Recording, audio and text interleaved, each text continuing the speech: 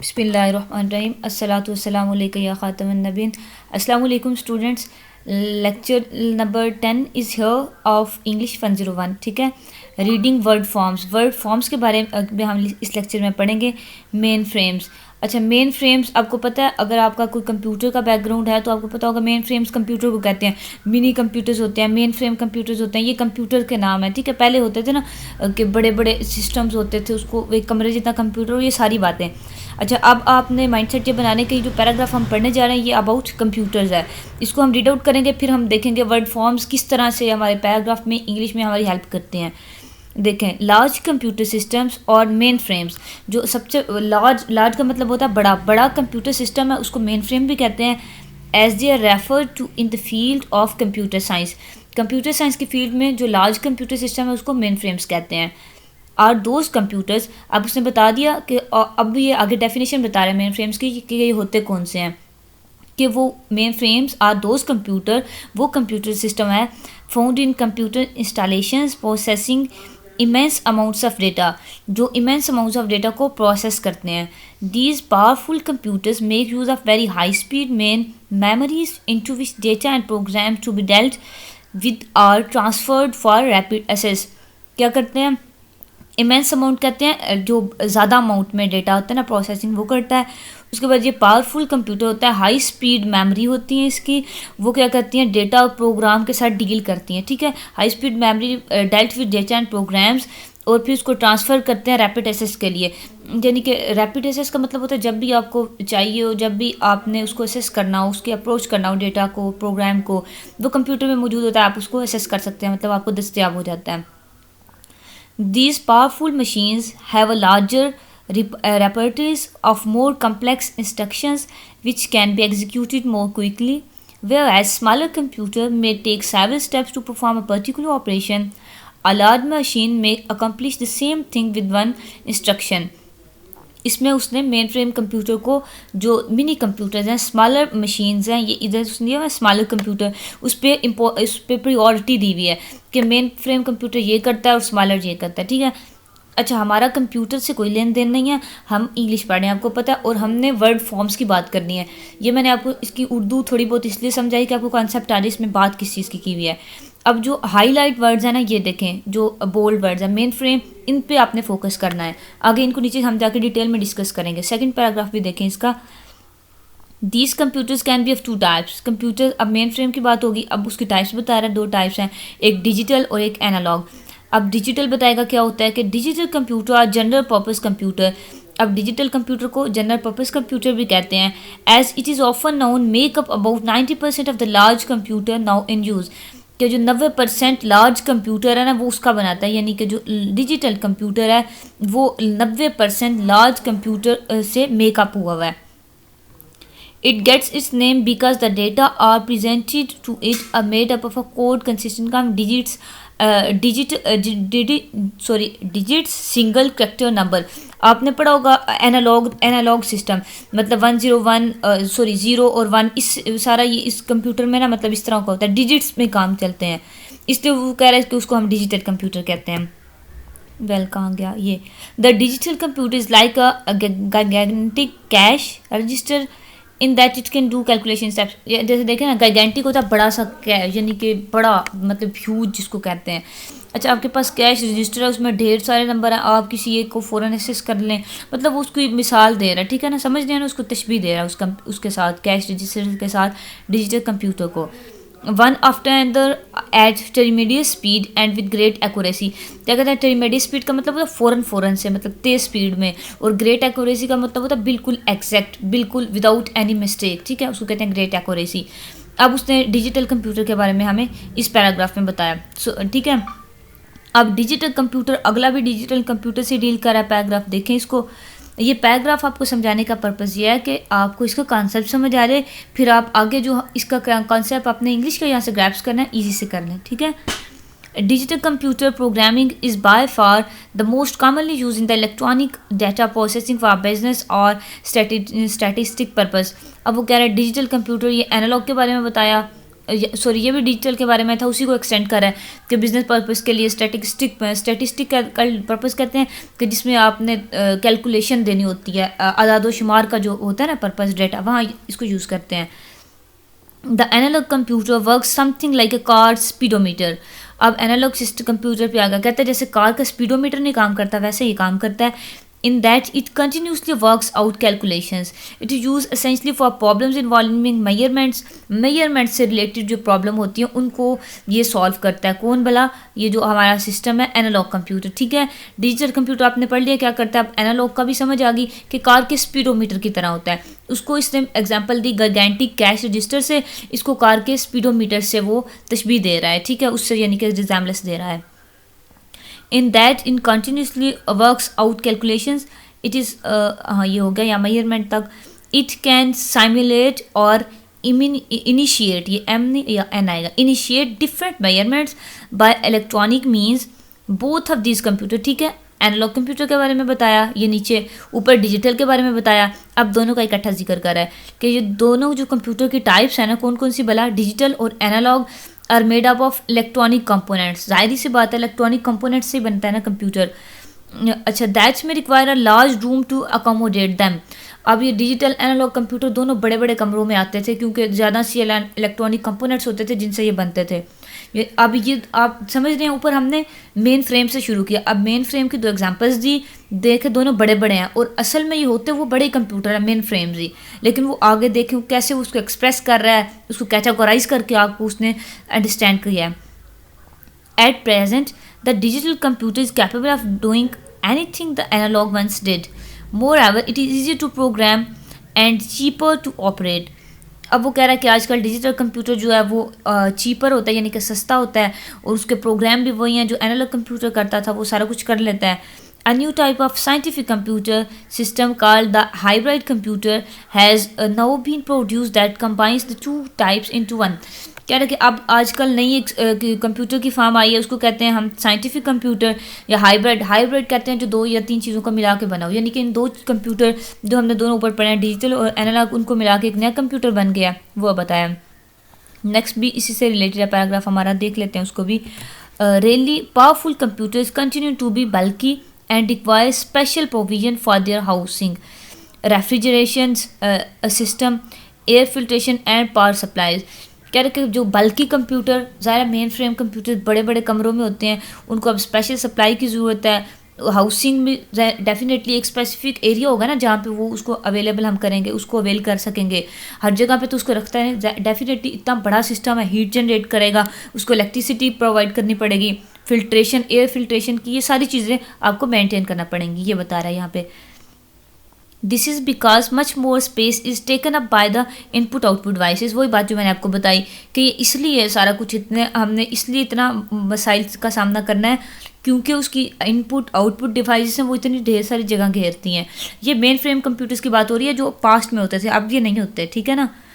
The magnetic tape and disk units and other peripheral equipment then by the electronic component that do not make up the bulk of the machine in a powerful installation। ये सारी बातें कह रहे हैं कि उसकी disc, उसके magnetic tape, peripheral equipment, peripheral कहते हैं जो बाहर वाले, यानी कि जो उसके साथ बाहर अटैच होते थे। एक तो स्क्रीन है कंप्यूटर की, साथ सिस्टम अटैच है, मैग्नेटिक है, डिस्क है, उसके बाद मैग्नेटिक टेप है, जो भी आउटपुट इनपुट उसकी डिवाइसेस हैं।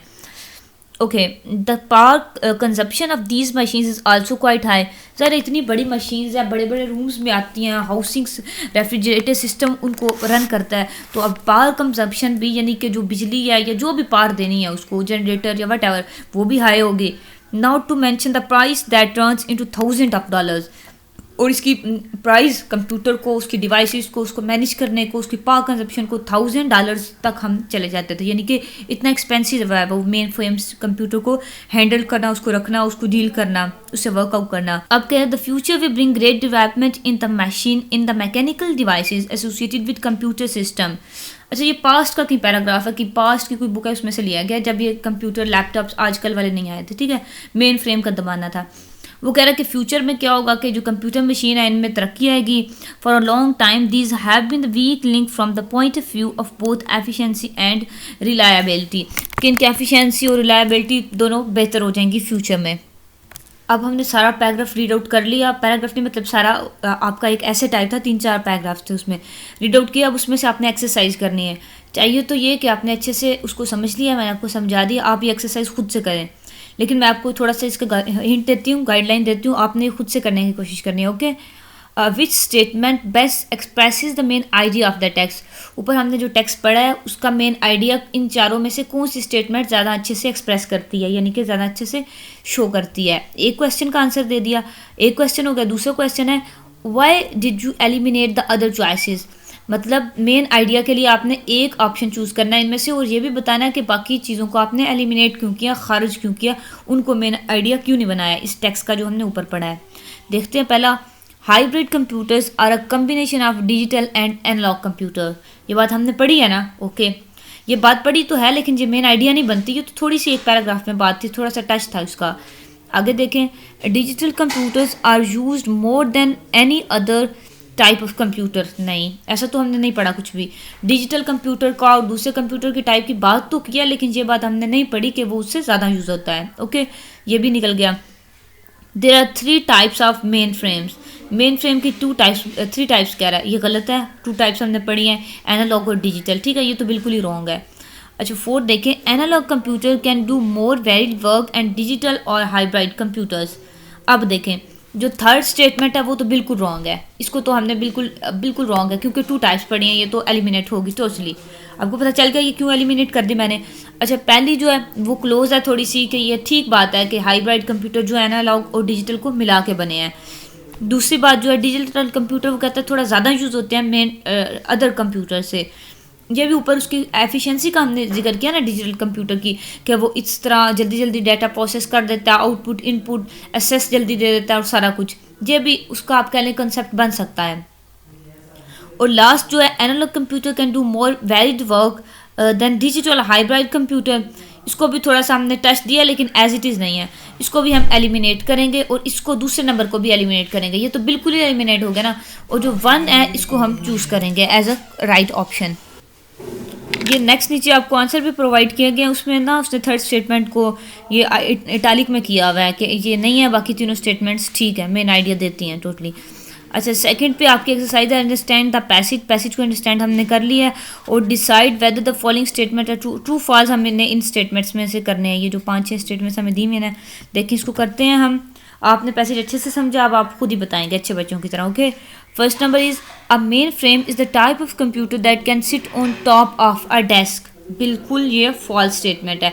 टॉप ऑफ डेस्क की हमने बात ही नहीं की। मेन फ्रेम कंप्यूटर तो बड़े बड़े होते हैं, आपने पढ़ा उसको हाउसिंग रेफ्रिजरेटर सिस्टम में रखा जाता है प्रॉपर से। ये फॉल्स स्टेटमेंट है first. Okay, main frames are very powerful and can execute jobs very rapidly and easily.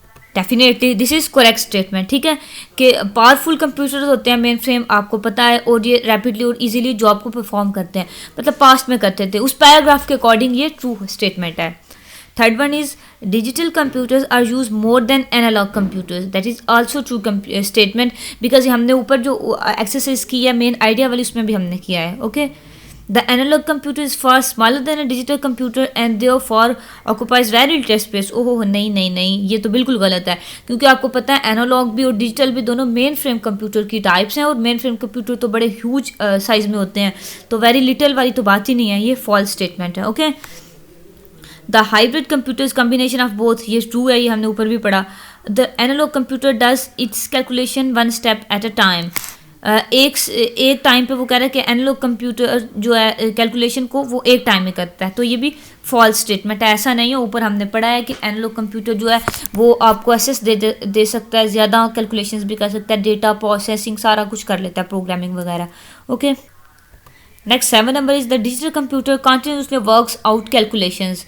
Continuously works out calculation नहीं, डिजिटल कंप्यूटर दूसरे काम भी कर सकता है, कैलकुलेशंस के अलावा भी सम अप भी कर सकता है। उसके बाद इसके ऊपर उसने, आपको याद है ना किस चीज़ से मिसाल दी थी डिजिटल कंप्यूटर की, इसने बताया था कि गाइगेंटिक जो कैश रजिस्टर है उसके साथ मिसाल दी थी इसकी। तो यहाँ पे ये भी 7 स्टेटमेंट भी फॉल्स होगी। Main frames are huge powerful machines whose peripheral equipment take up a lot of space. That is true statement, हमने पढ़ा है ऊपर पैराग्राफ में। Main frame are very expensive to buy and operate, ये भी true statement है। 10th one is main frame technology has reach the end of the road, no further development is needed. ये false statement है, ठीक है। वो कह रहा है कि मेन फ्रेम टेक्नोलॉजी रोड का एंड है, यानी कि जो कंप्यूटर्स का आप एक रोड समझे ना, कंप्यूटर्स की टेक्नोलॉजी को एक रोड कंसीडर करें, वो कह रहा है वो एंड है, आगे कोई तरक्की की जरूरत नहीं है। तो ये फॉल्स स्टेटमेंट है। आपको पता है कि मेन फ्रेम कमरों जितने बड़े बड़े कंप्यूटर होते थे और अब छोटे छोटे लैपटॉप्स हैं, तरक्की की ज़रूरत थी, तरक्की हुई है तो तभी ऐसा हुआ है ना। तो 10th वाली भी फॉल्स स्टेटमेंट है। ओके, नेक्स्ट देखते हैं। ओहो, नीचे तो चीटिंग भी दी हुई है, मतलब आपको आंसर दिए हुए हैं। खैर इसको अब देख लीजिएगा, मैंने आपको ऊपर भी करवा दिया। हम आगे देखते हैं थर्ड जो है, locating information. Find the passage in the text where the following ideas are expressed given the give the line reference. ये आपने खुद करना है अच्छे बच्चों की तरह, ठीक है। मैं आपको एक दो समझाती हूँ, बाकी आप खुद करेंगे। देखें, स्मॉलर कंप्यूटर्स में take longer to perform an operation. अब वो कह रहा है कि छोटे कंप्यूटर जो हैं वो लॉन्गर टू परफॉर्म है ऑपरेशन करने में थोड़ा टाइम लगा। अब आपने ऊपर देखना है, मैंने आपको आइडिया समझाया, एक एक लाइन पढ़ के आपको क्लियर कराया, अंडरस्टैंड कराया आपको। अब आपने देखना है कि जहाँ इस चीज़ का जिक्र हुआ है वो पैराग्राफ देखें, उसका लाइन नंबर यहाँ पे लिख दें। ये ढूंढने से ना आपकी जो असेस है वर्ड तक, आप टेक्स्ट को असेस कर पाएंगे मोर क्विकली, ठीक है, इस एक्सरसाइज के बाद। सेकंड देख लेते हैं, more technological development is necessary in the mechanical devices associated with computer system. तो ये हमने लास्ट में पढ़ा है कि ज़्यादा टेक्नोलॉजी और डेवलपमेंट होगी, ये मैकेनिकल डिवाइसेस जो कंप्यूटर सिस्टम से एसोसिएट हैं, तो तब हम ज़्यादा आगे फ्यूचर में, ये हमने लास्ट पैराग्राफ में पढ़ा, ठीक है। लाइन नंबर आप देख के यहाँ पे लिख दीजिएगा, और ऐसे ही सो ऑन, ठीक है। ये सारी की सारी स्टेटमेंट्स आपने ऐसे करनी है। एक और डिस्कस करते हैं लास्ट वाली, digital computers do calculations one after another quickly and exactly. ये भी एग्जैक्ट मैंने आइडिया ऊपर आपको अंडरस्टैंड करवाया, ये एक्सप्रेस आइडिया। देखें, थोड़ा सा वर्ड्स का डिफरेंस हो सकता है, लेकिन idea main frames are large powerful computers, ये बात भी हमने ऊपर पढ़ी है। मतलब आइडिया सेम है, जो यहाँ पे आइडिया एक्सप्रेस हो रहा है इस लाइन में, वही ऊपर लाइन में एक्सप्रेस हो रहा है। अब आपने देखना है कि कौन सी लाइन है, कौन सा पैराग्राफ है, वो लाइन नंबर पैराग्राफ नंबर आपने ढूंढ के यहाँ लिख देना। ये एक्सरसाइज आप ज़रूर करेंगे, इससे आपकी जो रीडिंग हैबिट है, वर्ड एसेस है, वो ईजी हो जाएगी। ओके, नेक्स्ट फोर्थ नंबर पे एक्सरसाइज है हमारी contextual reference. Look back at the text and find out what the words in the bold typeface refer to. इसमें करना क्या, आपने ऊपर टेक्स्ट पे जाना है, जो बोल्ड वर्ड्स थे पहले मैंने आपको कहा ना, इन पे आप फोकस करें। अब बोल्ड वर्ड आपने देखना है किस चीज़ को रेफर कर रहे हैं। एक दो हम करते हैं, बाकी आपने खुद करनी है अच्छे बच्चों की तरह, ठीक है। पहले देखते हैं विच कैन बी एग्जीक्यूटेड। 7 लाइन में हमने विच को देखना है, और विच देखना है किस चीज़ को रेफर कर रहा है। ये टेक्स्ट ओपन हो गया, इसमें हमने देखना है विच किधर है, और फिर ये भी बताना है कि विच किस चीज़ को रेफर कर रहा है। इसको रीड आउट करें, इसमें से विच ये है विच, हाँ ये देखें। अब वो कह रहा है विच कैन बी एग्जीक्यूटेड, ये लाइन दी हुई है ना उधर, उसमें से विच बोल्ड है, और आपने बताना है कि विच किस चीज़ को रेफर कर रहा है, जो हमें एक्सरसाइज दी हुई है। रेफर का मतलब होता है किस चीज़ को शो कर रहा है, किस चीज़ की तरफ इशारा कर रहा है। यहाँ से पढ़ना स्टार्ट करते हैं। दीज पावरफुल मशीन्स हैव, अब देखें ना, ये मैं आपको एक एग्जांपल दूँ, वो है तो नहीं लेकिन समझा रही हूँ मिसाल दे के आपको। ये दीज वर्ड जो है ना, दीज पावरफुल मशीन्स, अब दीज रेफर कर रहा है किसको, ये वैसे एग्जांपल दे रही हूँ, ये उसमें एक्सरसाइज में नहीं है, वहाँ तो विच की बात की गई है ना। अच्छा, ये दीज अब इन मशीन्स को रेफर कर रहा है, कौन से, ये computer, main frame computer installation, ये इस डिवाइसेस की हम बात कर रहे हैं ना, तो ये दीज उसको रेफर कर रहा है। अच्छा खैर, हम पढ़ रहे हैं machines have a larger repertoire of more complex instructions which can be executed more quickly. इनको क्या करता है वो, जो larger repertoires of more complex instructions है पावरफुल मशीन्स की, उसको क्या कहता है, which can be executed more quickly. अब ये विच जो है ये इंस्ट्रक्शंस को रेफर कर रहा है कि जो मोर कम्प्लेक्स इंस्ट्रक्शंस हैं उनको क्या करता है, मोर क्विकली एग्जीक्यूट करता है। एग्जीक्यूट का वैसे लफ्ज़ी मतलब होता है लागू कर रहा है, यानी कि उसको अमल में लाता है, प्रोसेसिंग करता है, वट एवर उसमें से रिसर्च करता है, जो भी करना है, एग्जीक्यूशन करता है उन इंस्ट्रक्शंस की। तो अब ये विच इसको इंस्ट्रक्शंस को रेफर कर रहा है, ठीक है। More complex instructions which can be executed more quickly, which किसको रेफर कर रहा है, इंस्ट्रक्शंस को, ठीक है, आपने ये बताना है। और भी जितने भी वर्ड्स हैं ना, अब ये जैसे देखें, ये इट की example, it gets its name because the data that represent. अब इट का क्या मतलब है, अब इट आप पीछे से पढ़ेंगे तो आपको पता चलेगा इट किस चीज़ को रेफर कर रहा है, जिसका यहाँ जिक्र हो रहा है, डेफिनेटली उसके लिए हमने ये प्रोनाउन इट यूज़ किया ना। ऐसे ही और भी एग्जांपल्स जो एक्सरसाइज में चीज़ें वर्ड्स दिए गए हैं, उनको आपने ऐसे आके इस टेक्स्ट में जो हमने रीड आउट आगे किया है सर्च कर लेना कि ये किस चीज़ को रेफर कर रहा है, ठीक है।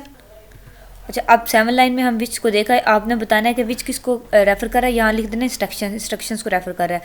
ऐसे ये इट दैट इसको आपने टेक्स्ट में ढूंढना है, पीछे से पढ़ के आना और बताना ये किस चीज़ को रेफर कर रहा है। ये सारी एक्सरसाइज आपने खुद से परफॉर्म करनी है। Okay, fifth exercise is understanding words. Refer back to the text and find synonyms of the following words. Synonyms कहते हैं सेम, जिसको उर्दू में अल्फाज मुतजाद कहते हैं ना, उसको इंग्लिश में वर्ड सिनोनिम्स कहते हैं। अब एरिया का मतलब होता है कोई फील्ड ले लें, कोई उसका आप कह लें उसका क्राइटेरिया, जिसको आप कह सकते हैं, मतलब इस जैसे अल्फाज, या आप गूगल भी कर सकते हैं। डिक्शनरी यूजिंग भी हमने पढ़ा है स्टार्ट में लेक्चर के, तो ये आराम से आपको डिक्शनरी में मिल जाएंगे सिनोनिम्स। एक्टेड ऑन का आप परफॉर्मेंस कह सकते हैं। एग्जीक्यूट इधर नीचे दिया हुआ है, ये आंसर प्रोवाइड किए हुए। उसके बाद डू का अकम्प्लिश दिया हुआ है। वैसे बेटर तो ये था आप खुद करें, खूब सर्च करें, आपको ज़्यादा मिल जाएंगे। अब डू का एक्टेड भी हो सकता है, परफॉर्म भी हो सकता है, अकम्प्लिश भी हो सकता है, ये सारे सिनोनिम्स आ सकते हैं। ऐसे ही composed of, consist of, made up of, इस तरह प्रिंसिपली आप कह रहे हैं, जनरली, लॉजिकली, एसेंशली, ढेर सारे सिनोनिम्स आ सकते हैं। ये आपने डिक्शनरी में सर्च करेंगे तो आपको ज़्यादा से मिल जाएंगे। सिनोनिम्स आपने याद रखते हैं same meaning.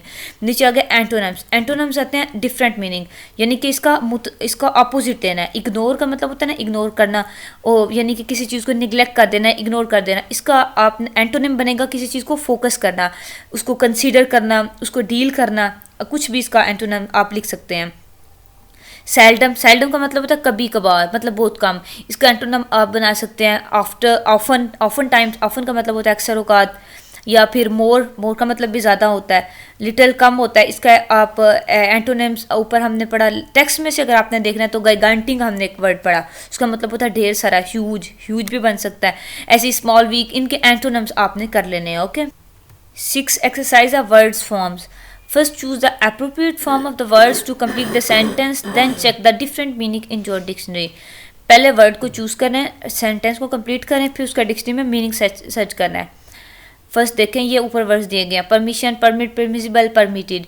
It is usually not space to smoke in the computer installation. Permission को यूज़ करें, परमिट को यूज़ करें, परमिसिबल को यूज़ करें। एक एक वर्ड को यूज़ कर करके आपने सेंटेंस का मीनिंग चेक करना है कि वर्ड के चेंज करने से क्या मीनिंग बनता है, ठीक है। और मोर एप्रोप्रिएट वर्ड कौन सा है, यानी कि उस सेंटेंस के लिए मोस्ट एप्रोप्रिएट वर्ड कौन सा है। 3-4 हमारे पास सेंटेंस है, 3-4 वर्ड्स हैं। It is usually not space to smoke in a computer installation, not permit to smoke in a computer installation, not permissible to smoke, या नॉट परमिटेड टू स्मोक। सबको check करें, ज़्यादा जो क्लोज है उसके वो ये नॉट परमिटेड है, ठीक है।